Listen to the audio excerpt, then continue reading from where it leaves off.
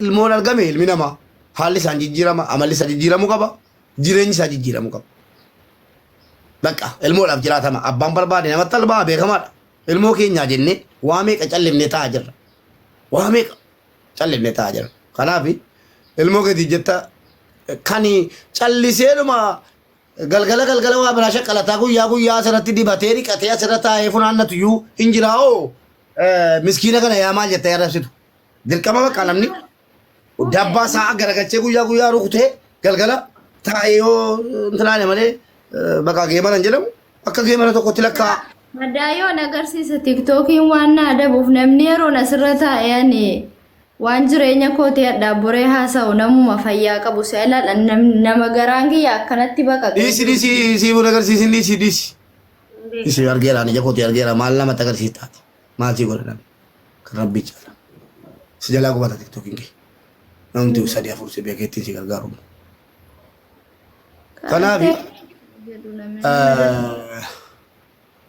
warri jala deemtanii arrabsitanu isini warra abaaramee biyyaa ba'e inshaallah boritti beellaman qaba isiidhaa wajjinii nan fidaanii gastii gorran fidaanii maal akka irraa qabdan yoo waan irraa qabaattan yoo immoo deeggarsa kanaan dura goota yoo ta'e anatu harka kootii walitti qabee obboleessi keenya Abdul Baaleetti dhalataa mucaa naannoo abbaa manaasee jechuudha. Abbaa manaasee ijoollee Baaleetti.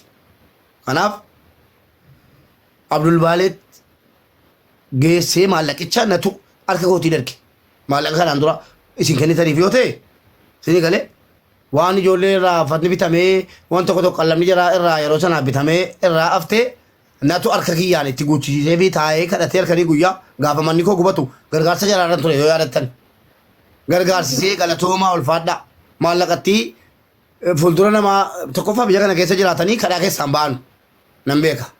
Kanaaf ciniinnadhaati gara biyya Kaanaadaatti achi deemuu qabdu Oromootti daakuu taa'ee galatoomu uummanni keenya gagaariin danuu jira. Gargaaree jennaan maallaqicha harka kootu Kaanaadaatti erge. Kaanaadaadhaa okee nu deebi'eefii jira. Otoo abbaan manaa bakkee jiraate amma sa'aatiin kun sa'aatii deemsa jiraati. Qophaa deemuutti isiin ilmoon hundi abbaarra jiru guutamanii. Dhageessanii abbaarra jiru guutamanii. Falli jiru inni gallaan jarris galudha amma. Rabbiin isaa haa baasu. Wallaahi amaanuu garana nyaataan. Amaan nama gandaatii miti. Nama amaan naaf ta'a baay'ee. Obboleessa kooti anaaf. Baay'een jaalladhaani gurbaatan. Garuu isaaf hin malle waan rabbi jedhetu ta'a gatitee fidhamee jira. Rabbii keessa sodaadhaa taqillaa mucaa kana hin caqacaqina. Inshaallah bor sagantaan qabaasiidhaa wajjiniin irraa dubbannaa waan tokko ummata waan dandeenye hubachiifna. Cikichikiin isaa hin gargaarinaas hin arrabsinaa jettanii. Wallaahi garaan si carqiidha. Wallaahi garaa si ija kootiin hin argan ija rabbinaa kenneen dhaqee mana sitti arge. Tu garaa si argitanii namallee silaa ijoollee siddee keessu hin qabdu. Utuma immoo guddiftuutti kennite birrii isiin hojjettuu fi birriin ijoollee afur ittiin eegamtu wal caala. Birriin isiin jetti argattu ijoollee lamaan guddisuuf waan isin dhibu. Sanuu yoo barbaadan marfee waraanaa yoo barbaadan kiniinii nyaachisaa welkaama dariiko. Kiniinii nyaachisaa jechuudha. Ijoollee afur guddisuu hin dandeessu. Damoonni isiin biyya masii keessatti isiin hojjettu jetti ijoollee afur nyaata jaraa jedhee guddisaa jaraa jedhee hin ga'u. Abbaan manaa irraa hidhame. Maal rakkoo qaba yoo teessee akka namaatti geema taphattee ililni funaannattee ijoollee siitiin guddifatte rakkoo maalii qabaa? Silaayyuu geemiin kan taphachiifamuu qabu nama ilmoo qabu kanaati. Nama ilmoo afur bakkatti rabbi isaa kennee jennaan sababa biraa taate koo adda miidiyaan isii addunyaa irra geessin hin jiru. Oromoo ta'uudhaan namni waa danuu miidhame isuma dhuguma. Miskiinonni kana wallaahi laazim sababa biraa ta'anii qaata kabajamanii jiraatu yoon himaanyaa galchee jechuudha. Nama arrabsaa raggataa uummatuma jira. Akkasii yeenyaa liinnaati yeenyaan daziinoo jedhamee amaariffaan dubbatamnaan rakkoon fudhatama qaba waan nama dhibu. Kun immoo gargaartaniitu eeyyee gargaartaniitu Oromoo. Birritti hidhatu hirkaa walitti qabee abbaa manaan baay'ee wal jaallanna. Wallaahi guyyaa tokko shaayii wajjin nunneen beeknu waan isin dhibu. Warri shaayii wajjin dhugee uffata wajjin bitatee wajjin intinaa hirkatee taa'uu jira. Namni tokko namni dhaqee mana hidhaatti ilaalee hin jiru. Hangaruu Turkiidhaa deebi'ee rabbiin kun adeebisu wallaahi dhaqee ilaaleera mana hidhaa keessatti. Waan hin dandeessu godheeraa fi ijoollee isaatiifis waan hin dandeenye godheeraan. Fakkeessummaan hin beekne kaa. Jaallannaan jaalladheera jibbinaan jibbeera. maallaqa si walitti galchitanii fi inni kan dhumu gatiin beekuuf irraa fuudhee waan akka itti guutee Kaanaadaatti galchee fi kunoo Abdul Baalee isinii fichiisuu hin danda'a. Agalatoo mun illee koominiitiitti nu iyyee qabsiisee fi maallaqicha xumuree fi jira. Abbaan manaa ammoo hidhaa jira. Hayyee abbaan manaa haa bahus waan rabbi isa godhe ta'a. Mucaa kana online irratti maaf dadhabdani gaafin ko. Maal isin gooti? Akka gandaatti waa isin arrabsite moo? Mee nutti maddaa. Ana kan beekutti miskiina. Yoo waa sitti balleesteeraatti. Immoo sadaqaa kennaa sadaqaa moosini jetteetti akka namaa teessee giiftaroota dhaqee buush godhaafi. Inshaallah rabbi leenca irratti namumti tiktook irraa kennamuufi malee isiidha giiftiin wallaahi. Yoo sadaqaa dhugaa ta'e yoo fakkeessummaan taane jechuudha. Anarra isiidhaa kennuu caala. Maalan godhaga. Mata seefa abshir wanta jettimu ummata kana timurra callisanii jaallaluu wayyaa rabbiin abbaa miskiinaa tokko siifa fidu inshaallah gaaf tokko namni gaariin tokko sii dhufeeyyi tarii intinaadha amma danda'ameen ummata si arrabsu kana hubachiisuu yaalla abshir ishee sanuu opereeshinii garaasii irraa wallaahi yoo billaahi tiktookiin kun waan nu baddale keessaa madaa agarsiifachuu dhiisu. Tiktookiin waan nu baddale keessaa madaa agarsiifachuu danda'amatu ta'e garaansii carqiin siniin jedhila. Kukkutamaa garaansii.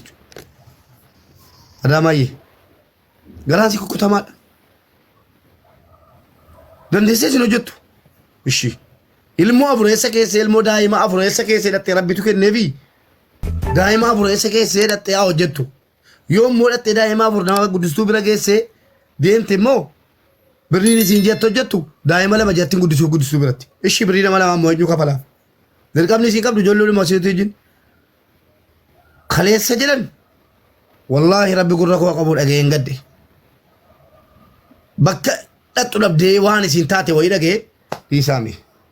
Tuttuqinaa baqa gargaarinaas hin tuttuqinaas dattanii ajiraattu ilmoosiiti. Ati immoo mataa kee gadi qabatin fataa jedhi jedhi kolfi. Wallaahi mube boo'ichuma si ilaalu fayyina dadhabsiisee baranammoo. Kolfii jedhin qalbii kanaan ilmoo keetiif jecha waan barbaadde taate ituu ilmoo afur rabbii bakka siin kennin jechuudha. Eenyu si argee si beeka. Footoo kee arginee hin beeknu gifti. Eenyu si argee si beeka. Kana ilaaluu qabdaati. Dhageesse ilmoo keetiif jecha dhaabattee fuuldura namaa. Eeyyiin dhaabatama warabbal kaaba annan dhaabadhaan. Ilmoo afur argannaa ammoo. Ilmoo afur argannaa ammoo. Warabbal kaaba rabbii laman taa'e tagadhaa. Dirqaman taa'e irraa fuudhan matarraa kennaa jedhee. Hai maal moo rabbinnaa kenne maalan godha maalan jiraachisare. Nan hudheen gatamu ilmoon koo. Na gargaara walummaan. Kan silaa jetti Oromoon ofiin beekee ay garaa haadha. Al tokko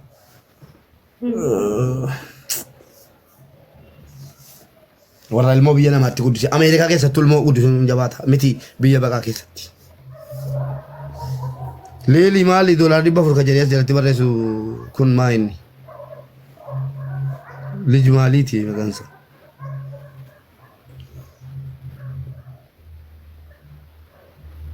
Siifu kottumee gastii korra kottu. Kottu deeqaa kudhan tokko uummata beellama dheetanii bor uummanni inumaayyuu akka sappoortisi godhu hin godhaayyuu wallaahi miti intina jechuun akka sappoortisi godhan hin godhaayyuu an natu godha maaliifi uzurii qabdaati namni zakaraa madaanaa kennatuyyuu mucaa kanaa giiftiidhaanis ta'e maallaqa naa kennuufi dhugaan sin itti himaa maal gootini baan mana irraa hidhamee jira. Qobaasii ilmoo afur kiraa manaa kafalte namaa wajjin galuu hin danda'amu. Sini galee ilmoo afur guddisuu wallaahi wabillaahi akka dubartiin jabduu taate anaaf ragaan tokko siifuu kana. Dubartiin jabduudha. Wallaahi dubartiin jabduudha. Wallaahi wabillaahi wallaahi rabbii laman taane tasnii kakadhaan gateen badaan. Dhugaa ilaa kakadheessi itti maaraam. Ilmaan kooti miti gateen bada. Bakka haati manaa kooti natti gatti deemnaam yookiin irraa hidhamnaammoo. Wayi biyya buuseen fammaatii kooti irraa yookaan gateen bada. Maal hin godhani? Anaa ilaaluu beeloftiire. Anaa ilaaluuf dheebochuu sirra baduun filadha. Bakka. Kanaaf warri jala deemtanii tuttuuttanu ittaqillaa rabbii keessan sodaadhaa.